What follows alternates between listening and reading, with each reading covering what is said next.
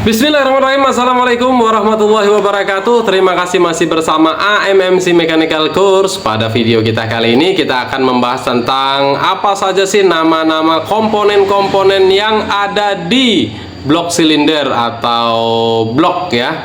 Nah, apa saja nama-nama komponen? Selain nama-nama komponen, kita juga akan bahas apa saja fungsi dari komponen-komponen tersebut, dan tentunya kerusakan-kerusakan yang biasa terjadi, dan yang pastinya solusinya, bagaimana cara mengatasinya. Insya Allah akan kita bahas pada video berikut ini. Oke, langsung saja kita gaskan.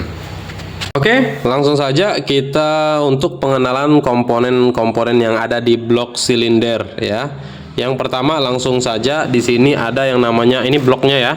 Nah, tapi di sini ada namanya liner atau boring. Ya, ini yang terpisah nih ya. Nah, liner atau boring ini fungsinya apa? Ini sebagai tempat piston bekerja. Nanti piston bekerja naik turun di sini. Ya.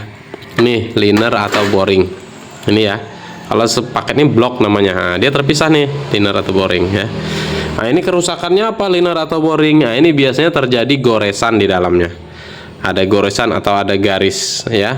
Apa penyebabnya goresan tersebut? Yaitu penyebabnya biasanya salah satunya ada kotoran masuk. Kotoran masuk dari mana? Diawali dari ya di karburator tuh ujungnya kan ada saringan udara. Nah, kalau saringan udara di karburator tuh dicopot, itu bisa menyebabkan udara yang kotor itu tidak tersaring. Bahkan kalau dicopot tuh sering ya kita lihat ya, motor yang nggak ada saringan udaranya itu pasir, itu kemungkinan besar bisa masuk. Kalau bisa sampai masuk pasir, masuk ke ruang bakar, akhirnya masuk ke boring atau liner ini, dan dia akhirnya menggores menggores linernya ini ya. Jadi menggores, kalau dia menggores, apa akibatnya dari goresan tersebut? Oli bisa naik ke ruang bakar gitu ya. Nah, oli yang dari sini naik ke ruang bakar melalui celah goresan tadi, oli kebakar, jadinya apa? Jadinya yaitu asap. Ya, jadi ngasap motornya. Jadi ketahuan tuh kalau motor orang ngasap, salah satu penyebabnya bisa dipastikan ini liner atau boringnya ada terjadi goresan. Kalau terjadi goresan dan ngasap, apa solusinya? Dilemer atau dibesarin gitu ya. Lubang ini dibesarin, biasa gitu dilemer, bawa ke tukang bubut, ganti piston yang ukurannya lebih besar lagi sampai benar-benar goresannya hilang ya. Kalau goresannya hilang, baru dia nggak ini lagi ya, oli nggak bisa masuk lagi ke ruang bakar dan tidak ngasap lagi. Oke ya. Itu fungsi dari liner atau boring. Ini boring. Sering orang ngomong bore up gitu ya. Bore up tuh artinya membesarin ini linernya ini. Oke, next.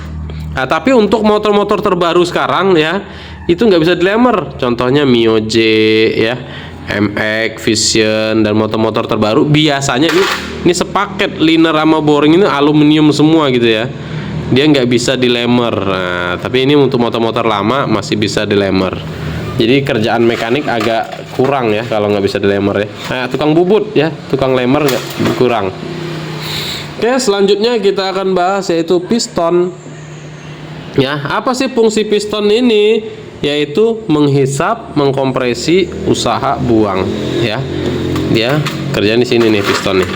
Dia menghisap bahan bakar ya, mengkompresi ya, itu nanti di bahasan siklus 4 tak ya, nanti kita bahas. Dia menghisap, mengkompresi, usaha menerima hasil ledakan ya, dan terakhir membuang sisa-sisa hasil pembakaran. Ini dia fungsi piston ya. Ini fungsi piston. Kemudian apa kerusakannya piston? Sama tadi, kalau liner yang gores, otomatis ininya gores juga ya. Kalau sini gores, ya dia kan sepaket di sini.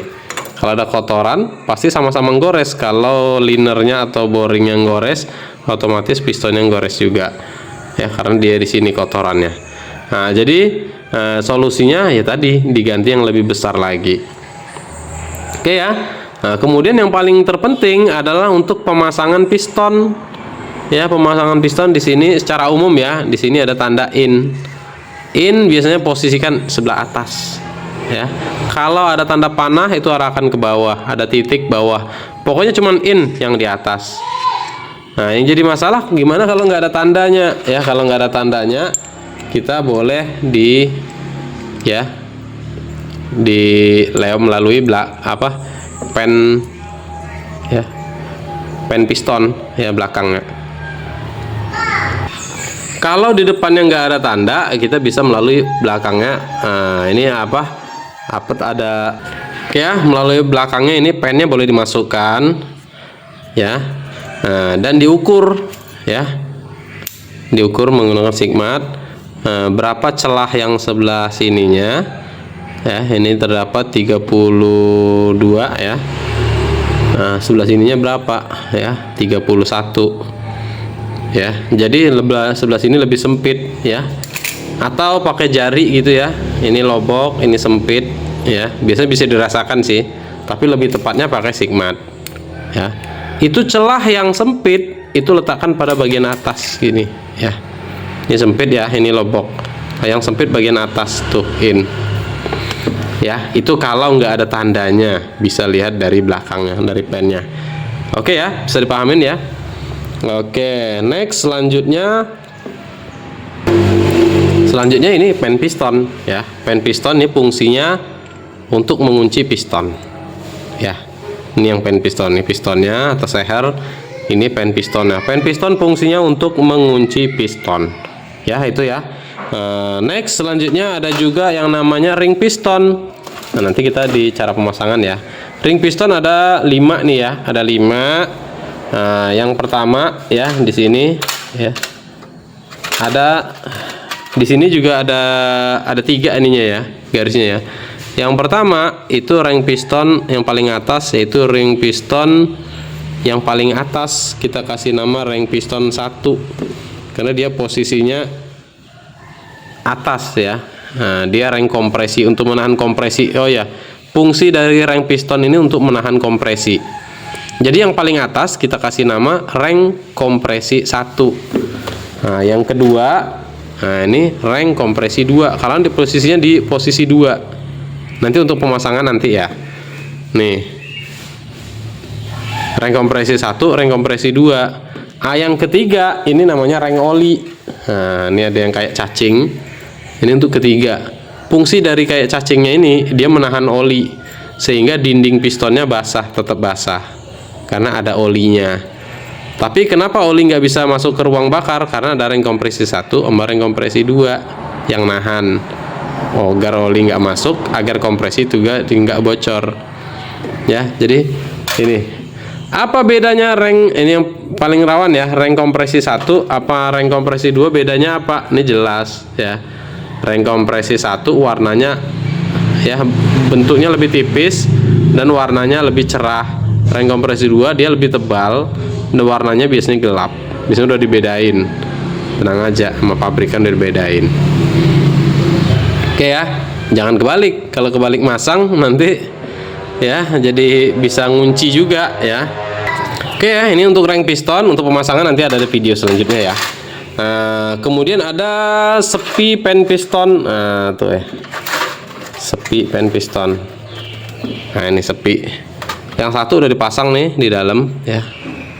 Fungsi sepi itu untuk pengunci pen piston. Nah, ini sepinya ada di dalam satu sebelah sini. Terus pen pistonnya dimasukin, kalau udah masuk dikunci kembali di sini. Ya, nanti ada di video pemasangan, bongkar pasang ada tuh ya. Nih, sepi pen piston. Nah, jadi kalau untuk bagian blok sedikit sih ininya ya. Nah, beda dengan yang Dexel tadi banyak komponennya. Nah, tapi kalau blok ini aja. Ya. Oh, ini roller. Ya, roller. Ada di dalam blok sini ya. Roller atau stansioner, dia menahan rantai biar nggak kendor ya. Oke ya. Oke, cukup kan untuk yang bagian blok silinder. Demikian video singkat dan cukup sederhana nih tentang bagaimana apa saja nama-nama komponen yang ada di blok atau silinder blok ya. Nah, tadi sudah kita bahas nama-nama, fungsi dari komponen-komponen tersebut, kerusakan-kerusakannya, dan tentunya solusinya. Semoga video yang singkat dan sederhana ini bisa bermanfaat untuk kita semua, terutama untuk para mekanik-mekanik pemula, para pelajar SMK, dan kita semuanya. Ya, mohon kalau ada kurang-kurangnya silakan ditulis di kolom komentar, dan insya Allah untuk kebaikan kita bersama kita akan perbaiki terus. Oke, demikian, mohon maaf atas kekurangan. Terima kasih atas segala perhatiannya. Dukung terus channel ini dengan cara subscribe ya, ikutin terus. Demikian, wabillahi taufiq wal hidayah. Wassalamualaikum warahmatullahi wabarakatuh.